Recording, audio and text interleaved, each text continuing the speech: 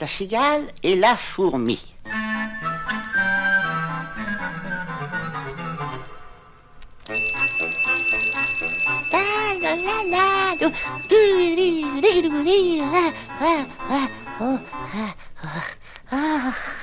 La cigale, ayant chanté tout l'été, se trouva fort dépourvue quand la bise fut venue.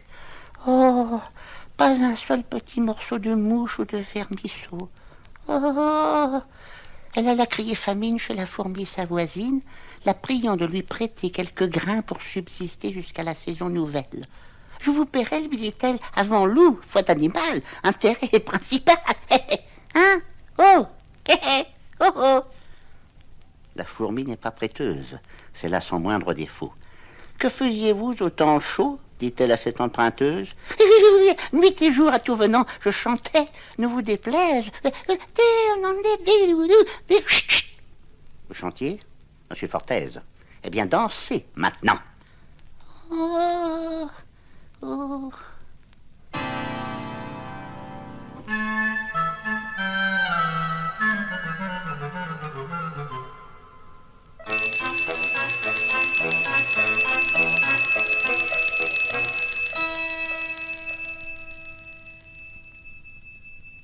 Le petit poisson et le pêcheur.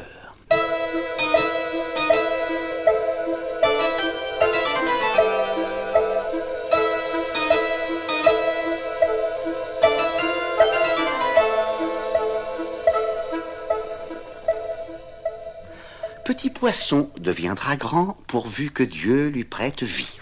Mais le lâcher en attendant, je tiens pour moi que c'est folie, car de le rattraper, il n'est pas trop certain. Un carpeau, qui n'était encore que fretin, fut pris par un pêcheur au bord d'une rivière. Tout fait nombre, dit l'homme en voyant son butin. Voilà commencement de chair et de festin. Mettons-le en notre gibecière. Le pauvre Carpillon lui dit en sa manière, que ferez-vous de moi? Je ne saurais fournir au plus qu'une demi-bouchée. Laissez-moi Carpe devenir.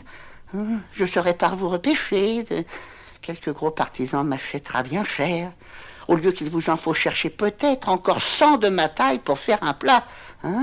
Et quel plat? Croyez-moi, rien qui vaille.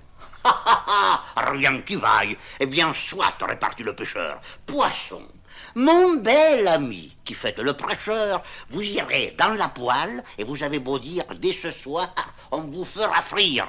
Un tien vaut, se dit-on, mieux que deux, tu l'auras. L'un est sûr, l'autre ne l'est pas.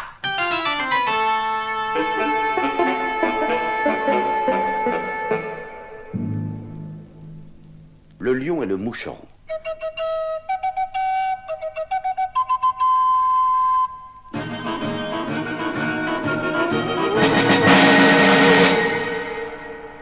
Va-t'en, chétif insecte, excrément de la terre. C'est en ces mots que le lion parlait un jour au moucheron. L'autre lui déclara la guerre. Penses-tu, lui dit-il, que ton titre de roi me fasse peur, ni me soucie? Un bœuf est plus puissant que toi. Je le mène à ma fantaisie. À peine il achevait ces mots que lui-même il sonna la charge, fut le trompette et le héros. Dans l'abord, il se met au large, puis prend son temps, fond sur le cou du lion, qu'il rend presque fou. Le quadrupède écume et son œil étincelle. Il rugit, on se cache, on tremble en environ. Et cette alarme universelle est l'ouvrage d'un moucheron, un avorton de mouche. En 100 lieues le harcèle, tantôt pique les chinettes, zac, et tantôt le museau, tantôt entre au fond du naseau. La rage alors se trouve à son fait monter. L'invisible ennemi triomphe et rit de voir qu'il n'est griffe ni dents, la bête irritée qui de la mettre en sang ne fasse son devoir. Le malheureux lion se déchire lui-même, fait résonner sa queue alentour de ses flancs, bat l'air qui n'en peut mais, et sa fureur extrême le fatigue. Là-bas, le voilà sur les dents. L'insecte du combat se retire avec gloire. Comme il sonne à la charge, il sonne la victoire. Va partout l'annoncer et rencontre en chemin l'embuscade d'une araignée. il y rencontre aussi sa fin. Quelle chose par là nous peut être enseignée? J'en vois deux, dont l'une est qu'entre nos ennemis, les plus à craindre sont souvent les plus petits. Tada! L'autre, qu'au grand péril tel a pu se soustraire, qui périt pour la moindre affaire.